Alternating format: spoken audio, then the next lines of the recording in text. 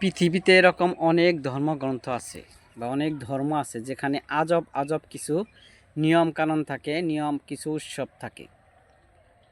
ঠিক তেমনই একটি উৎসব ইন্ডিয়ায় তারা পালন করতেছে। গরুর গোবর দিয়ে উৎসব পালন করতেছে। গরুর গোবর একজন আরেকজনের কাছে পৌঁছে দিচ্ছে, মেখে দিচ্ছে, ছোড়াছুড়ি করতেছে। সেই গরুর গোবর দিয়ে তারা উৎসব পালন করতেছে। অথচ দেখেন, আমাদের ইসলাম ধর্ম কত সুন্দর একটি ধর্ম, যেখানে অপবিত্র কোনো কিছুর স্থান নেই, যেখানে অপবিত্রতার কোনো স্থানই নেই।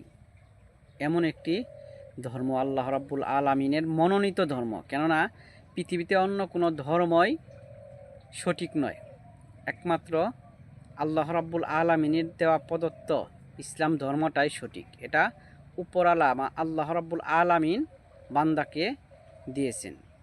এখন যে বুঝবে, হেদায়েত হবে, সেই কেবলমাত্র এই ধর্ম গ্রহণ করতে পারে। আর যাকে আল্লাহ হেদায়েত করবে না, সে কখনো এই ধর্ম গ্রহণ করবে না। তাই আসেন শুকরিয়া জানাই আল্লাহ আমাদের মুসলিম পরিবারে জন্ম দিয়েছেন এবং একজন মুসলমান হিসেবে আল্লাহ রাব্বুল আলামিন আমাদেরকে কবুল